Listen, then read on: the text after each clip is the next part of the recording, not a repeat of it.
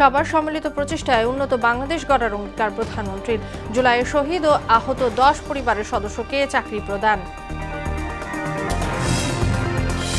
চেতনা বিক্রির রাজনীতি বাংলাদেশে চলবে না, মন্তব্য স্বরাষ্ট্রমন্ত্রীর। ফ্যাসিবাদের সমর্থকদের ব্যাপারে সতর্ক থাকার আহ্বান রিজভির। গণঅভ্যুত্থানের পর একই তরিকার লোকদের শুধু ক্ষমতার পালাবদল, বলছে জামায়াত। ভারত তোষণ নীতি সমালোচনায় এনসিপি। এবং হামে আরও 4 জনের মৃত্যু, নতুন আক্রান্ত 776, নিহতের সংখ্যা বেড়ে 867, জানালো স্বাস্থ্য অধিদপ্তর।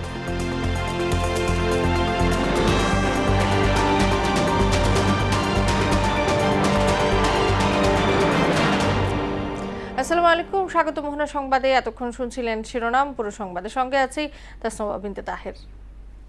সবার সম্মিলিত প্রচেষ্টায় একটি সুন্দর ও উন্নত বাংলাদেশ গড়ে তোলার প্রত্যয় ব্যক্ত করেছেন প্রধানমন্ত্রী তারেক রহমান। তিনি বলেছেন, জুলাই গণ অভ্যুত্থান সহ বিভিন্ন সময়ে দেশের মানুষের আত্মত্যাগের মূল লক্ষ্যই ছিল একটি উন্নত ও ভালো দেশ গড়ে তোলা। শনিবার তেজগাঁওয়ে নিজ কার্যালয়ে জুলাই 2024-এর গণ অভ্যুত্থানে শহীদ ও গুরুতর আহত 10 ব্যক্তির পরিবারের সদস্যদের হাতে চাকরির নিয়োগপত্র প্রদান অনুষ্ঠানে তিনি এসব কথা বলেন। জুলাই আন্দোলনে শহীদ ও আহত ব্যক্তিদের আত্মত্যাগের যথাযথ মূল্যায়নের চেষ্টা অব্যাহত রাখার প্রতিশ্রুতি দেন প্রধানমন্ত্রী। একটি চক্র কৌশলে জ্বালানি ও বিদ্যুৎ সেক্টরকে অস্থিতিশীল করার চেষ্টা করছে বলে অভিযোগ করলেন প্রধানমন্ত্রী তারেক রহমান। সকালে ডক্টরস অ্যাসোসিয়েশন অফ বাংলাদেশ ড্যাবের প্রতিষ্ঠাবার্ষিকীতে চিকিৎসক সমাবেশে কথা বলেন তিনি। এ সময় আরও দায়িত্বশীল ও মানবিক ভূমিকার মাধ্যমে চিকিৎসা বান্ধব বাংলাদেশ গড়ে তোলার আহ্বান জানান সরকার প্রধান। রুমার প্রতিবেদন। জাতীয় সংসদ ভবনের এলইডি হলে ডক্টরস অ্যাসোসিয়েশন অব বাংলাদেশ ড্যাবের 37তম প্রতিষ্ঠা বার্ষিকীতে চিকিৎসক সমাবেশে অংশ নেন প্রধানমন্ত্রী তারেক রহমান। এ সময় একটি চক্র সুকৌশলে জ্বালানি ও বিদ্যুৎ সেক্টরকে অস্থিতিশীল করার জন্য সক্রিয় বলে অভিযোগ করেন প্রধানমন্ত্রী। তবে সরকার শিক্ষা, স্বাস্থ্য, জ্বালানি সহ প্রতিটি সেক্টরকে স্বয়ংসম্পূর্ণ ও স্বনির্ভর করতে বাস্তবমুখী পরিকল্পনা গ্রহণ ও বাস্তবায়ন করছে বলে জানান তিনি। একটি চক্র খুব সুকৌশলে জ্বালানি কিংবা বিদ্যুৎ সেক্টরকে অস্থিতিশীল করার জন্য বেশ সক্রিয়। তারা বিভিন্নভাবে বিভিন্ন বিভ্রান্তিকর বক্তব্য উপস্থাপন করছে। সরকার শিক্ষা, স্বাস্থ্য, জ্বালানি সহ প্রতিটি সেক্টরকে স্বয়ংসম্পূর্ণ এবং স্বনির্ভর করতে বাস্তবমুখী পরিকল্পনা গ্রহণ এবং তা বাস্তবায়নের কাজ এরই ভিতরে শুরু করেছে। জনগণ ও চিকিৎসকদের কাছ থেকে আরও দায়িত্বশীল ও মানবিক ভূমিকা প্রত্যাশা করে একটি চিকিৎসা বান্ধব বাংলাদেশ গড়ে তোলার আহ্বান জানান সরকার প্রধান। তবে রাজনৈতিক সম্পৃক্ততা যেন নিজেদের পেশাগত দায়িত্ব পালনে বিঘ্ন না ঘটায় বা বিঘ্ন ঘটার কারণ না হয়, সেটি হচ্ছে মোস্ট ইম্পর্টেন্ট। সকল চিকিৎসক বৃন্দকে আমি সতর্ক থাকার জন্য আহ্বান জানাবো। দেশের মানুষ চিকিৎসকদের কাছ থেকে আরো দায়িত্বশীল এবং মানবিক ভূমিকা প্রত্যাশা করে।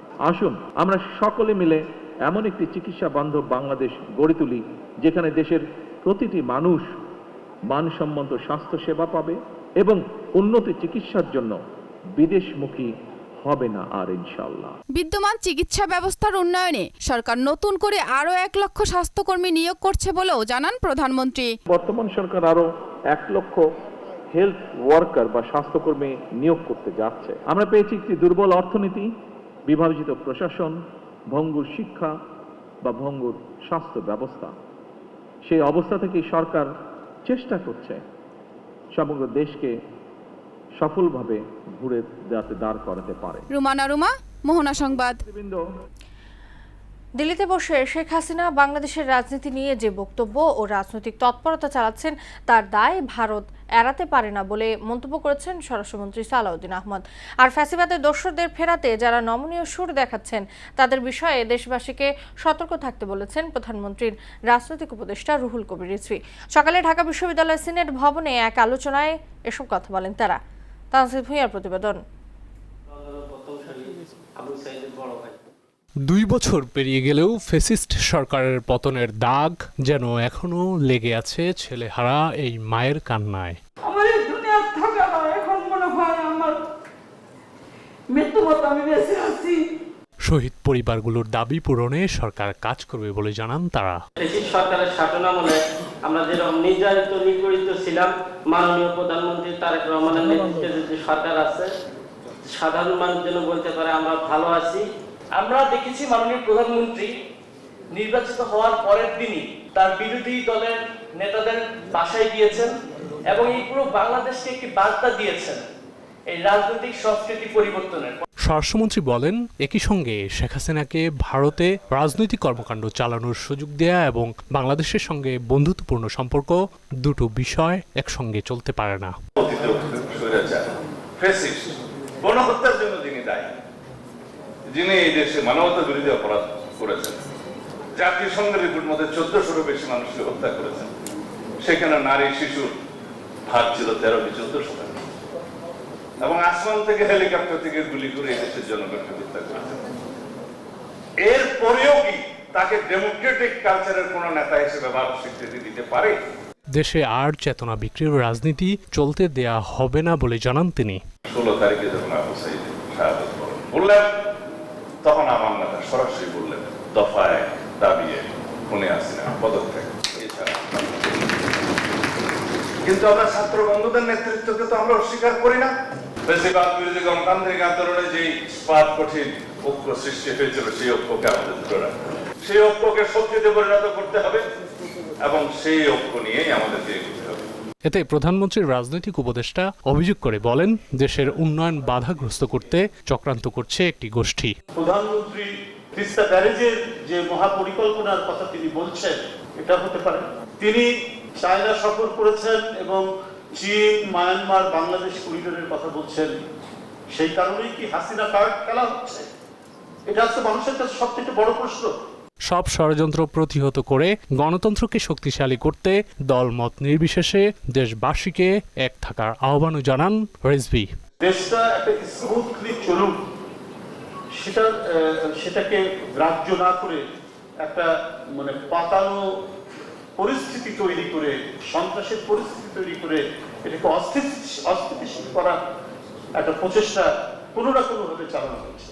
তানজিদ ভুইয়া, মোহনা সংবাদ, ঢাকা। ক্ষমতায় বসে বিএনপি সংস্কারের প্রতিশ্রুতি বেমালুম ভুলে গেছে বলে অভিযোগ করেছেন জামায়াতে ইসলামীর আমির ডাক্তার শফিকুর রহমান।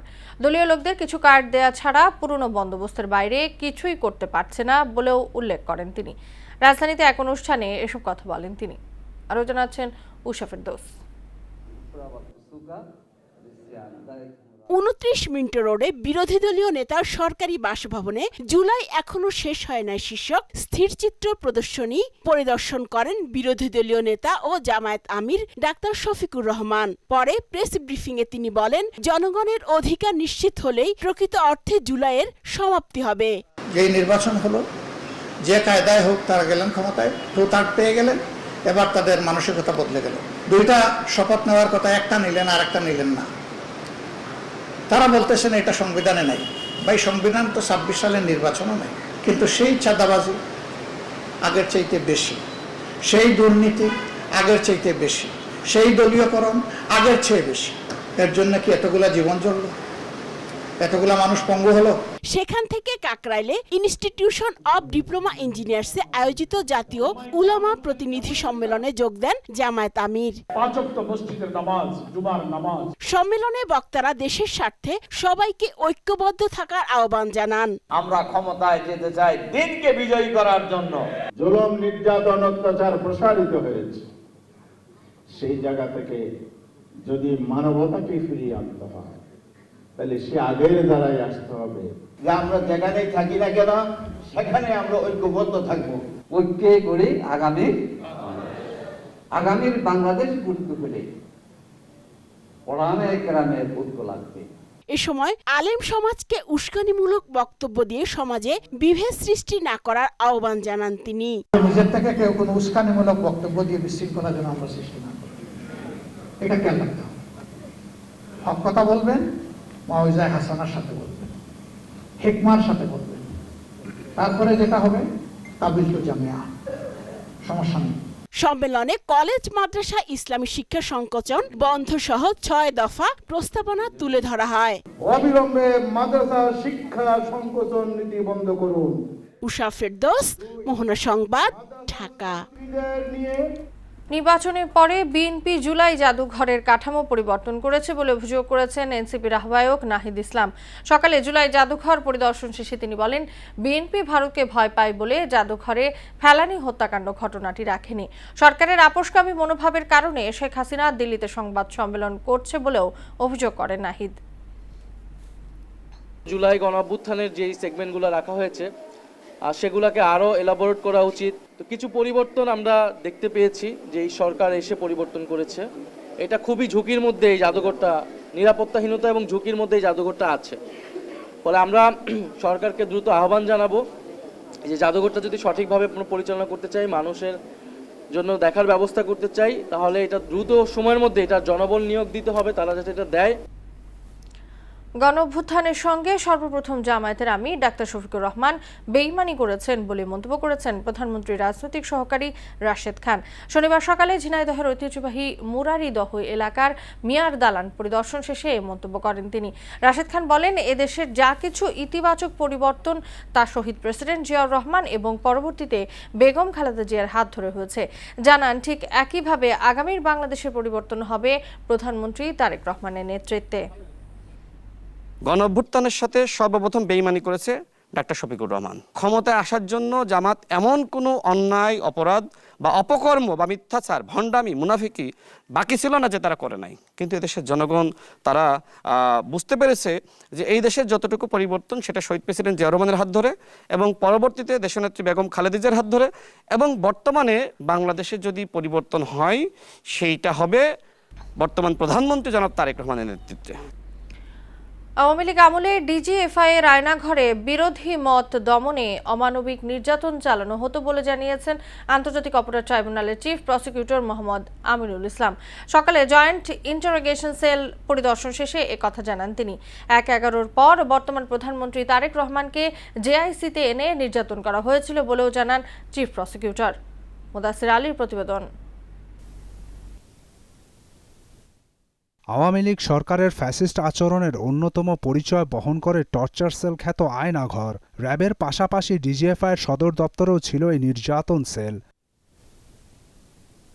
বর্তমানে আন্তর্জাতিক অপরাধ ট্রাইব্যুনাল 1-এ সংক্রান্ত মানবতা বিরোধী অপরাধের 2টি মামলা চলছে।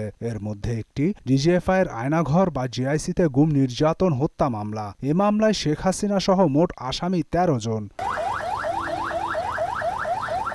শনিবার ট্রাইব্যুনাল 1-এর বিচারকগণ সহ আসামি পক্ষের আইনজীবীদের সঙ্গে ডিজিএফআইয়ের আয়নাঘর পরিদর্শন শেষে এর বিভিন্ন তথ্য জানান ট্রাইব্যুনালের চিফ প্রসিকিউটর মোহাম্মদ আমিনুল ইসলাম। বিরোধী মত দমনে আওয়ামী লীগের হিংস্রতার কথা উল্লেখ করে তিনি বলেন, 5 আগস্টের পর আয়নাঘরের অনেক আলামত নষ্ট করা হয়েছে। রুমটা যাতে সাউন্ড প্রুফ থাকে, যাতে তাদের কোনো কান্নার আওয়াজ যাতে বাইরে যেতে না পারে, সেই কারণে তাদের এক্সজস্ট ফ্যান, ভারী এক্সজস্ট ফ্যান এবং কোনো জানালা নাই, দরজা নাই, কিচ্ছু নাই, এরকম একটি প্রকোষ্ঠের মধ্যে, অন্ধকার প্রকোষ্ঠের মধ্যে তাদেরকে রাখা হয়েছে। 5 আগস্টের পরে নতুন করে পেইন্ট করে দেওয়া হয়েছে।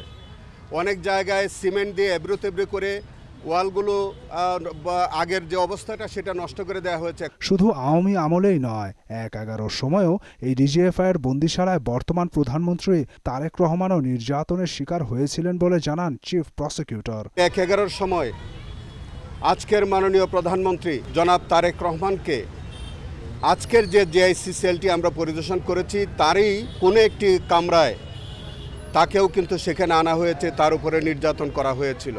তবে এই সেলে নির্যাতনের দাবি নাকচ করেন গ্রেপ্তারকৃত আসামিদের আইনজীবীরা। Joint interrogation cell, that is JIC, এটি একটি আইন দ্বারা প্রতিষ্ঠিত 90 দশকে একটি প্রতিষ্ঠান, just like any jail or any facility.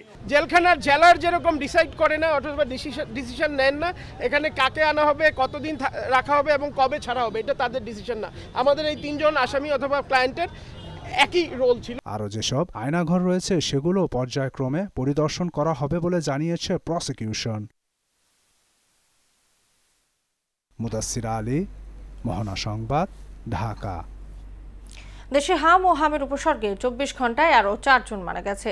এই সময় নতুন আক্রান্ত হয়েছে 776 জন। এর মধ্যে হাম শনাক্ত হয়েছে 99 জনের এবং উপসর্গ দেখা দিয়েছে 677 জনের মধ্যে। শনিবার স্বাস্থ্য অধিদপ্তরের হাম বিষয়ক প্রতিবেদনে এ তথ্য জানানো হয়েছে।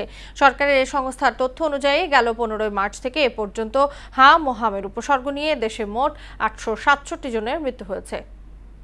বিএনপির আন্দোলন শুধু দলটির জন্য নয়, দেশের স্বাধীনতা রক্ষা ও গণতন্ত্র প্রতিষ্ঠার জন্য বলে মন্তব্য করেছেন ঢাকা দক্ষিণ সিটি কর্পোরেশনের প্রশাসক মোহাম্মদ আব্দুস সালাম। শনিবার জাতীয় প্রেস ক্লাবে বাংলাদেশ মুসলিম লীগ 51তম পুনর্গঠন দিবস উপলক্ষে জুলাই গণ অভ্যুত্থান প্রেক্ষাপটে মুসলিম জাতীয়তাবাদী রাজনীতির অপরিহার্যতা শীর্ষক আলোচনায় তিনি এসব কথা বলেন দীর্ঘ 17 বছরের সংগ্রামের পর এখন গণতান্ত্রিক পথে চলার একটি সুযোগ তৈরি হয়েছে। এই সুযোগ ধরে রাখতে হবে। দীর্ঘ 17 বছর লড়াইয়ের পরে আমরা একটা গণতান্ত্রিক পথে চলা শুরু করেছি। তবে এটা মনে রাখতে হবে যে পৃথিবীর কোনো দেশেই 5 মাসে বা 5 বছরে গণতন্ত্র প্রতিষ্ঠিত হয় নাই। গণতন্ত্র একটা চলমান প্রক্রিয়া। আমি যদি এটাকে চলমান রাখতে পারি তাহলে এক সময় যায় গণতন্ত্রটা প্রাতিষ্ঠানিক রূপ পাবে। স্বাস্থ্য ব্যবস্থায় বড় ধরনের পরিবর্তনের পরিকল্পনা তুলে ধরেছেন প্রধানমন্ত্রীর স্বাস্থ্য বিষয়ক বিশেষ সহকারী ডক্টর এস.এম. জিয়াউদ্দিন হায়দার। প্রাথমিক স্বাস্থ্যসেবা শক্তিশালীকরণ, ডিজিটাল হেলথ কার্ড চালু, উপজেলা স্বাস্থ্য কমপ্লেক্সের সক্ষমতা বৃদ্ধি ও আধুনিক অ্যাম্বুলেন্স নেটওয়ার্ক গড়ে তোলার পরিকল্পনার কথাও জানান তিনি। সকালে ড্যাব এর 37তম প্রতিষ্ঠাবার্ষিকীর অনুষ্ঠানে জাতীয় সংসদ ভবনের এলডি হল প্রাঙ্গণে আয়োজিত চিকিৎসক সমাবেশে এসব কথা বলেন তিনি। অসংখ্য সীমাবদ্ধতা, প্রতিকূলতা ও চাপের মধ্যেও আপনারা দেশের স্বাস্থ্য ব্যবস্থাকে সচল রেখেছেন। স্বাস্থ্য সংস্কার ভিত্তি হচ্ছে একটি শক্তিশালী প্রাথমিক স্বাস্থ্যসেবা ব্যবস্থা। এই পরিকল্পনার আওতায় দেশের প্রতিটি ইউনিয়ন ও শহরে ওয়ার্ডে প্রাথমিক স্বাস্থ্যসেবা কেন্দ্র গড়ে তোলার কাজ শুরু হয়ে গেছে। বেপরোয়া গাড়ি চালকদের আইনের আওতায় নিয়ে আসা উচিত বলে মন্তব্য করেছেন প্রবাসী কল্যাণ মন্ত্রী আরিফুল হক চৌধুরী। যারা মানুষের জানমালের তোয়াক্কা না করে অতিরিক্ত গতিতে গাড়ি চালান তাদের ব্যাপারে আরও কঠিন হওয়া প্রয়োজন বলেও মন্তব্য করেন তিনি।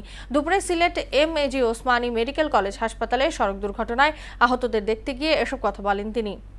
শেষ করব মোহনা সংবাদ। যাওয়ার আগে শিরোনামগুলো জানিয়ে দিচ্ছি আরো।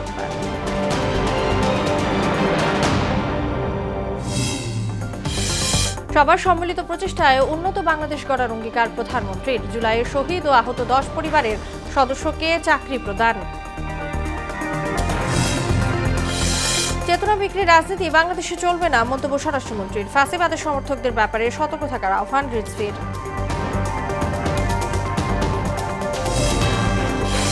গণঅভ্যুত্থানের পর একই তরিকার লোকদের শুধু ক্ষমতার পালাবদল, বলছে জামায়াত। ভারত দর্শন নীতির সমালোচনায় এনসিপি। এবং হামে আরও 4 জনের মৃত্যু, নতুন আক্রান্ত 776, নিহতের সংখ্যা বেড়ে 867, জানালো স্বাস্থ্য অধিদপ্তর। এই ছিল মোহনা সংবাদে। পরবর্তী সংবাদ রাত 12টায়। মোহনা সবশেষ খবর জানতে ভিজিট করুন www.mohana.tv। সংবাদ দেখতে পারেন ফেসবুক, ইউটিউব। এতক্ষণ সঙ্গে থাকার জন্য ধন্যবাদ সবাইকে।